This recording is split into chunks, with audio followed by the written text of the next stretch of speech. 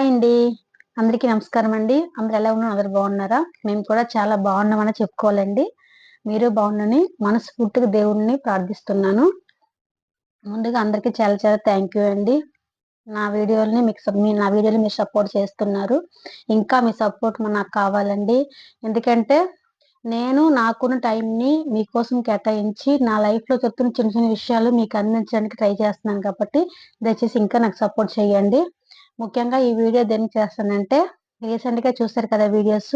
రీసెంట్‌గా వీడియో చూసినట్టుగుంటే నేను ఊరికెళ్ళి పాప ఫంక్షన్ ఒకటుంది. అటెండ్ చేసి ఆ వీడియో కూడా మీకు పోస్ట్ చేస్తున్నాను. మీరు దానికి కూడా బాగా ఆ వీడియో రిసర్చ్ చేసుకున్నారండి. దానికి కూడా థ్యాంక్ యూ సో మచ్.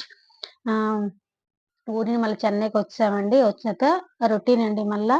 నా జాబ్ పర్పస్ నేనెళ్ళిపోయేది. వారు జాబ్ పర్పస్ ఆయనెళ్ళిపోయేది. పిల్లల స్కూలు హడావిడిగా ఎళ్ళిపోతుంది రోజులండి.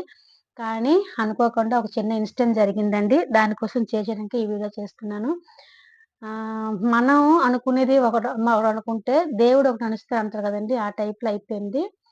అంటే, ఓ పెద్ద విషయమా కాపోవచ్చండి. కానీ నాకు ఫస్ట్ నా లైఫ్‌లో నాకు జరిగిన ఫస్ట్ ఇన్సిడెంట్ అండి ఇది. ఎందుకంటే నాకెప్పుడు ఫీవర్ కోల్డ్, ఫీవర్, నడుము నొప్పి ఇవన్నీ చిన్న చిన్న ప్రతి ఆడవాళ్ళు ఫేస్ చేసిన విషయాలండి. అలాగే నాకు వస్తే నేను దానికి మందులని, టాబ్లెట్స్ అని యూజ్ చేస్తాను. అది కవర్ అయిపోద్ది గానీ ఫస్ట్ టైమ్ నా బాడీలో ఒక ఒక చిన్న అంటే ఏ పనికి పోకుండా ఇంట్లో ఉండి రెస్ట్‌లో ఉండాలి అనిపించే సిట్యుయేషన్ అండి ఇది. దానివల్ల ఈ విషయం ఇది ఎవరికైనా యూజ్ అవ్వకపోవచ్చు వీడియో. కానీ ఒక విషయం నేను చెప్పడానికి ఈ వీడియో చేస్తున్నానండి. ఎందుకంటే మనము 16-20, 25 మధ్యలో ఒక ఏజ్‌లో మనకి ఏం జరిగినా సరే అంత పెద్ద ఎఫెక్ట్ అవ్వదండి. కానీ 35 ప్లస్ మనం వచ్చామంటే మన ఒంటి మీద మనకి చాలా జాగ్రత్తగుండాలండి. అది నాకు రీసెంట్ నాకిలా జరిగినప్పుడే నేను బాగా రియలైజ్ అయిన ఒక విషయం.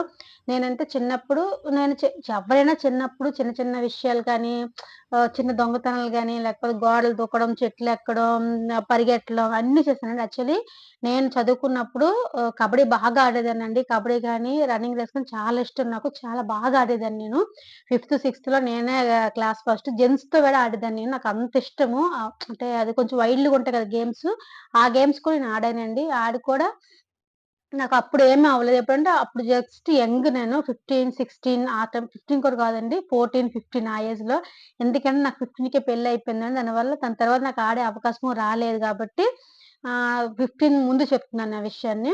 అప్పుడు మన ఒంట్లో ఏం జరిగినా సరే మన హార్మోన్ ఇంబాలెన్స్ వల్ల మనకి ఏది తెలీదండి. కానీ ఒక 35 ప్లస్ అయ్యిందంటే చాలండి టోటల్ మన బాడీ మారిపోతుందండి.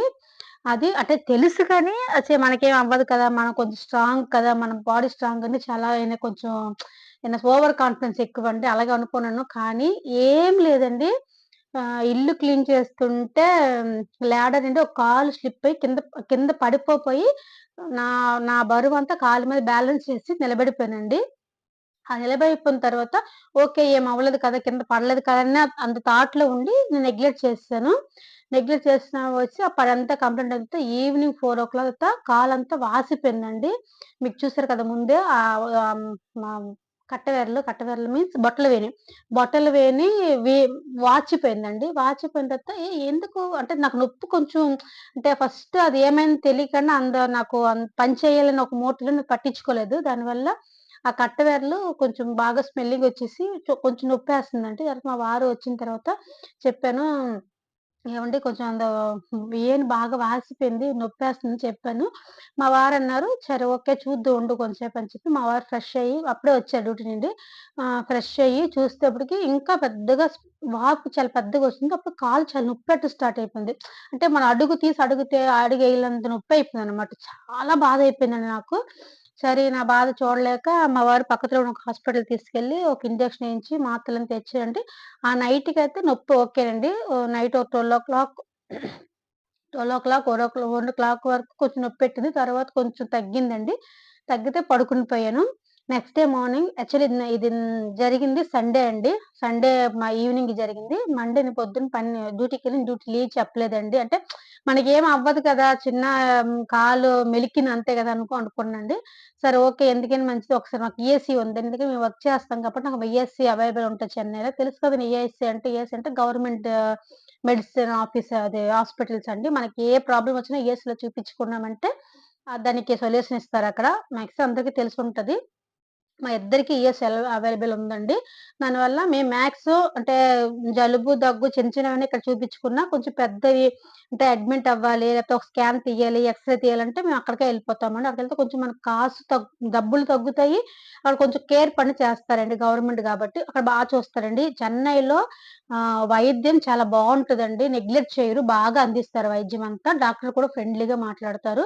అంటే ఎక్కడంటే ఇప్పుడు నేనున్న ఈఎస్‌సీ హాస్పిటల్ చెప్తున్నా.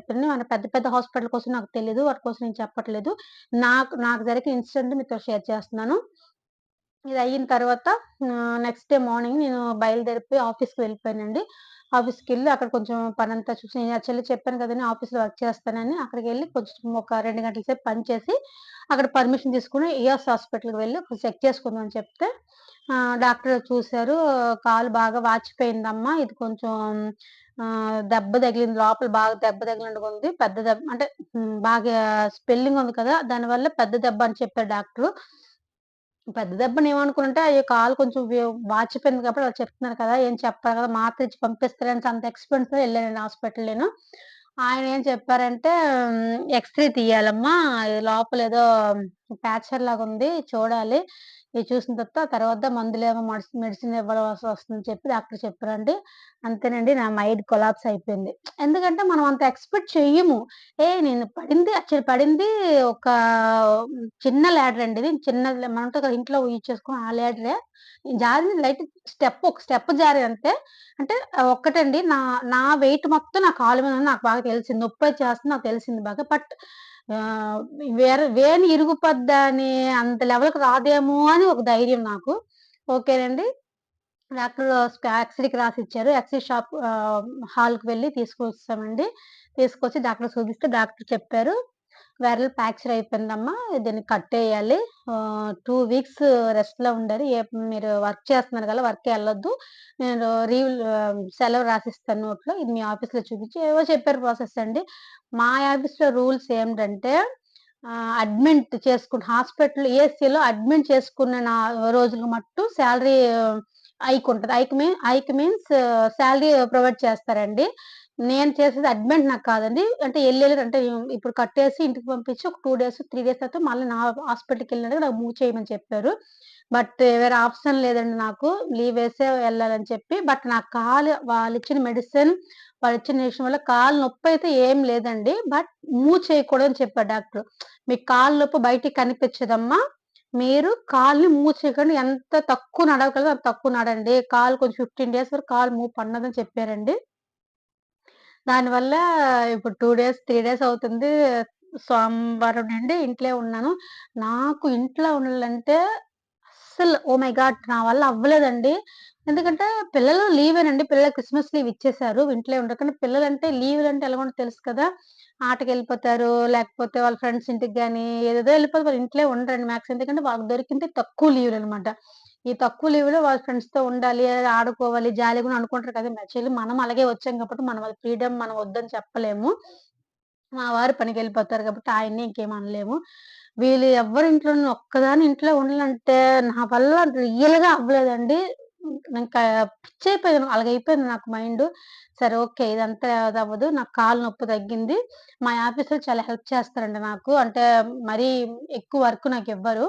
సరే ఓకే. 2 డేస్ మటుకు లీవ్ తీసుకోనంటే ఈ విషయం జరిగింది సోమవారం అండి.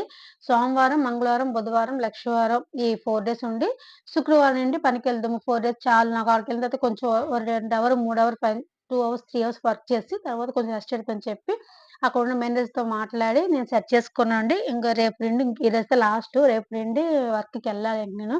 ఎందుకంటే ఇప్పుడున్న సిట్యుయేషన్‌లో నేను లీవ్ యేసుంటే సాలరీ కట్ అయిపోద్దండి. సాలరీ కట్ అయిపోయే తర్వాత మనం యాక్చువల్లీ మన ఫ్యామిలీలో చాలా మంది మిడిల్ క్లాస్‌లో ఉంటారు. ఆళ్ళకి తెలుస్తది. మనకొచ్చే ఒక్కొక్క రూపాయి కూడా మనం లెక్క పెట్టి పెట్టుకుంటామండి. ఈ రూపాయి అక్కడ ఇవ్వాలి, ఈ రూపాయి అక్కడ ఇవ్వాలని లెక్క పెట్టుకుంటాం. ఇప్పుడు నాకున్న సిట్యుయేషన్ అదేనండి. నేను ఊరికి పోయొచ్చిన తర్వాత చాలా ఎక్స్‌పెన్సివ్ నాకు ఖర్చు ఎక్కువైపోయింది. అంటే నేనేసుకున్న బడ్జెట్ కన్నా 2% ఎక్కువైపోయిందండి. డబల్ అయిపోయింది నాకు. దానివల్ల ఈ మాసం ఈ నెల కంపల్సరీగా నాకు డబ్బులు ఎక్కువ కావాలి. బట్ దేవుడు మనకి పరీక్ష పెట్టాడు తప్పదు. నాకు 4 డేస్ సాలరీ ఇదొక 4 డేస్ నేను ఊరికెళ్ళింది ఒక 4 డేస్ మొత్తం 10 డేస్ సాలరీ పోద్దండి ఈ ఈ నెలలో నాకు.